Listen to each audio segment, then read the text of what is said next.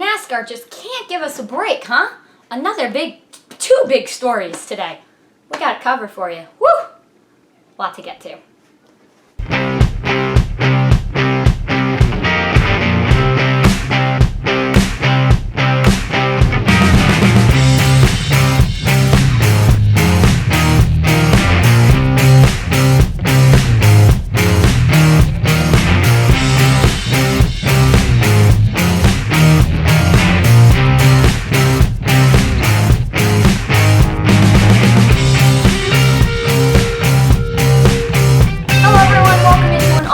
Today, a lot to get to, including a shout out at the end of the video. Of course, every video, as long as I have a shout out to give, I will give a shout out. But before we get to that, of course, we want to get into the NASCAR news today.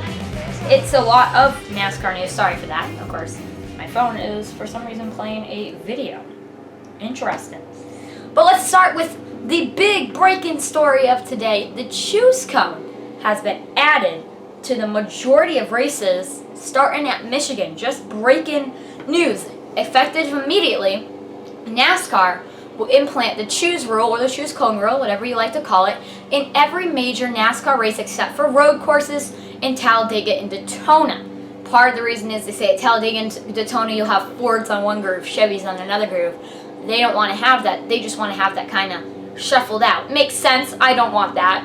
That would probably bore me because you want to see the teams have to work to get to the strategy, and you want to see some manufacturers and people that aren't really the same like you want to see if Chevy and Toyotas work together. That's a great story, and we've seen that in the past, so I like that idea. Road courses, it's just the line. They don't add PG1 in road courses. It's just a difference there. But they liked what they saw at Bristol, so NASCAR officials announced today on Thursday that all three national series will be use a choose cone for restarts except on road courses and super speedways of Daytona and Talladega. The procedure will be in place starting with the Cup Series and Gander RV Truck Series events scheduled this weekend at Michigan International Speedway. So we'll have it all this week. We'll have starting Friday night. I think it's actually Saturday, the Truck Series today. We have a doubleheader weekend for the Cup Series. In both races, we'll have this choose cone rule effective immediately. Brad Keselowski had some interesting thoughts on this. I actually have some interesting thoughts on this too, because I like the choose cone rule. I think this is a great move for NASCAR for the rest of the season, and I assume it will be next season, depending on the series of tracks we have. I like it. I like this idea. It really did bring excitement to Bristol, but as a viewer on TV, I didn't really get to see what the choose cone rule was all about because Fox, NASCAR, did not, they did not show us anything good. I'm hoping NBC will be able to explain the rule a little more, talk about the choose cone rule this weekend. I'm not looking in for Fox to do good in the Truck Series event, but to see that we'll have it Michigan, and not, of course, we won't have a Daytona road course because it is considered a road course and they won't have the choose cone rule. I like the decision by NASCAR to do this. I think it adds a little bit more excitement to these races and something to watch for. Do I think this is something that had to be done immediately? No. I think if they wanted to go down that route, maybe they should have tested in the Xfinity Series and the Gander RV Truck Series.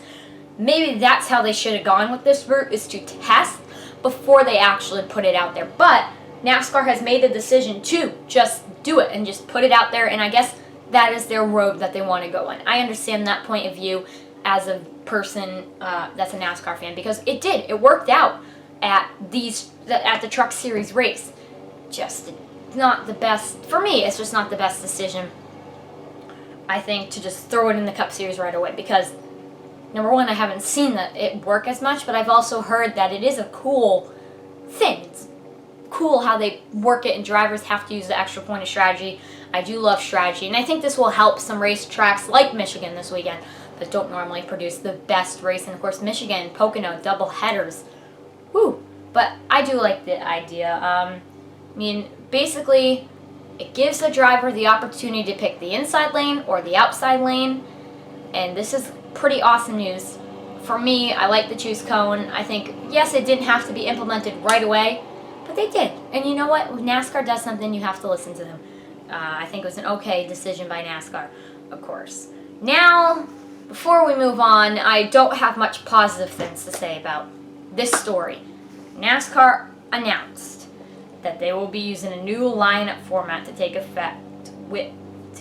effect immediately after the Daytona Road Course. Now, what do I think about this? To be honest with you all, it's confusing. I'm going to read you all this and try to explain it the best I can, but I'm not good at math, and this is math. I mean, I guess if you're a good mathematician, you'll be able to figure it out at home, but I'm not good at math, and I can't figure this out. I mean, this formula is good, and I mean, I get where NASCAR's trying to come from. Classic NASCAR, getting something that could be done easy by just qualifying and making it as complicated as we can. That's what NASCAR's all about. But I think it's something that NASCAR could really have made easier. Just qualify. Simple as that. NASCAR could have just qualified, but they didn't. I mean, NASCAR, I don't know why they're not qualifying, not practicing. We're going to see the Daytona Road Course. It's going to be a crash fest. As much as I hope it's not, I already know it's going to be. And that's what I'm concerned about. It's just because it's a little bit, for me, I'm on the edge of my seat here because I don't know if I'm going to be liking what NASCAR does with this. It's confusing. I think they had a better way they could have done this. But let's just read you what this lineup is. What is this? The changes are set to take effect for the triple header weekend at the Daytona Road Course. The formula will use 3 performance metrics, which will be weighed average to determine the lineup of pit selection order. Finishing positions from the previous race weighed 50%, ranking the team owner point standings 35%, fastest lap from the previous race 15 laps. The competition-based formula will also bring with an award in the Busch Pole in the NASCAR series and the Cometic Gaskins Pole Award in the NASCAR RV Truck Series. Since NASCAR returned to racing in May after a month of shutdown because of the COVID-19, Coca-Cola 600 has been the only race to qualify. So let's try to go over what I just read. It's actually not kind of confusing. It's very confusing. The changes are set to take effect with the triple header weekend. The formula will use 3 performance metrics. So basically, where your finishing position. So if you finish second place, that goes into next week's qualifying 50%.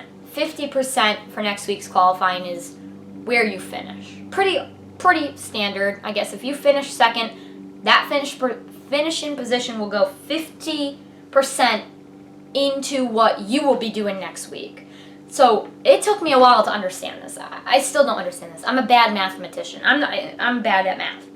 So if you are finished second in the race, that finishing position will go 50% into next week's race, qualifying. And then they use 35% in where you are in the owner standings. So Kevin Harvick is second in the standings. So Kevin Harvick finishes second, and he's second in the standings. He gets 35 points into the standings, 50 points also into the race itself. So that means so far he's ranking up higher than if, let's say, Kyle Busch crashes. So basically they go off, you have to have good races for 2 points. So I'm not going to completely criticize this because there's one more piece of this. The fastest lap goes in 15%. So let's say Kevin Harvick has the fastest lap. I would put him in the pole unless this is just a made-up scenario, but unless another driver finishes ahead of him. Before I criticize this, because this is kind of dumb and doesn't make sense, I have to say, though, it adds some excitement to the race. If you can understand just a little bit about what this is and kind of get the basics, you know now, as a race car driver, you need to run better in the race because it's going to affect the way you qualify next week. So winning the race means this much more now. Finishing in the top 10 means this much more now. These drivers aren't going to get the easy ticket. I guess maybe some people like that, some people don't. To be honest, I like the idea of drivers not being able to be granted their position by just a pick out of the hat. But I also think this formula is not going to bring in NASCAR fans because it's just a confusing formula that NASCAR has adapted to. let's just say this is temporarily. This is just for the championship. I wish they wouldn't experiment something with we only have 6 races and we're going to chop off 2 of those this weekend. I wish they wouldn't experiment so much, but they are. And we just have to deal with it as the NASCAR fans and the NASCAR community. But that's about it for today's video. Except, I'm sorry, it's not it for the video. I apologize. Just want to get a quick story. Most of you have heard this already, but the Indy 500 was supposed to have fans. Today, the Indy 500 has been, actually not today, just a few days ago when Levine Family Racing was announced to be sold, they announced that the fans will not be in the stands for that race. Sorry to everyone that was supposed to go to the Indy 500. I know it must be tough to hear, but the Indy 500 will not have fans, and they will still have the Indy 500 August 23rd. Stay with this channel for coverage of the Indianapolis 500. I'll probably have a pre-race and maybe an after race about the Indianapolis 500. It'll definitely be mentioned in the next few weeks. It's a big race. It's a pretty awesome big race. Anyway, so the final story of the day, where will Erik Jones go? Well, recently a tweet came out. Right now, the tweet has been deleted, and I don't have it to show to you. But he's a verified source, and he works with the NFL. Now, the tweet was taken down, which people are now suspecting that could mean that this guy, Mark, I think his name is Mark, I don't remember his last name, but I know he tweeted it. Now, I saw this on a fellow YouTuber's video and dived more into this story. Now, look, I think this story I think it could be a hoax, but to be honest, we know the situation. Erik Jones, he said, I do have the tweet in front of me, he says, breaking news, Joe Gibbs Racing just sat down and told Erik Jones that he will not be in the 20 car next year and be replaced with Christopher Bell. Okay. That's what he tweeted. Pretty simple. And then he took it down.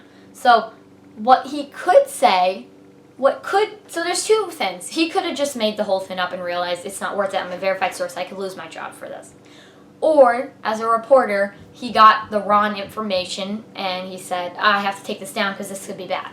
Third scenario is he took it down because he gave the information way too early than he was supposed to. That could have been the thing too. So he took it down because he's like, ooh, I'm not supposed to give this information on Joe Gibbs Racing this soon. Erik Jones said he had no intent of leaving Joe Gibbs Racing just a few months ago. Now that could be different.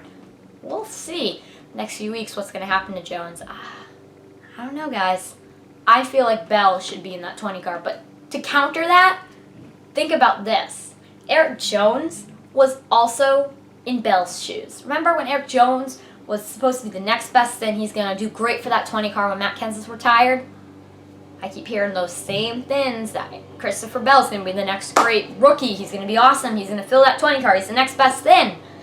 That's my counter argument, but I do think Bell should be in that spot. I just think Bell is a very young, talented driver that deserves it. I think he's done better in the Xfinity Series than Erik Jones, but to be honest with you, comparing the 2 of them, they're kind of the same because they both have the same. They both, except Erik Jones drove for KBM. Christopher Bell drove for KBM. It's crazy. That's it for this video today, but before I leave you all, you know it's a shout-out time. So today's shout-out goes to Addison Simpson and Mackenzie Simpson. Thank you all for watching this channel. You guys rock. Remember to like and subscribe to the channel, Addie and Kenzie. Thank you so much for being a part of this channel, and I'm glad to see you guys are supporting the channel. And keep it up. We love new supporters, and I love giving the shout-outs at the end of the video. So shout out to you, Addison Simpson and Mackenzie Simpson. If you want to be in a shout-out too, comment down below. Put your comment in like I love the video or whatever, and at the end of your comment, make sure to put, can I get a shout-out? Boom. You will be a part of this video with a shout-out, and that's what it is. We already have a few shout-outs out there, so make sure to get in for the shout-outs. Thank you so much for watching, everyone. Hit that subscribe button, hit that notification bell, hit the like if you enjoyed it. Share this content to whoever you think's going to like this. Thank you so much for joining us, and I'll see you in the next one. Peace.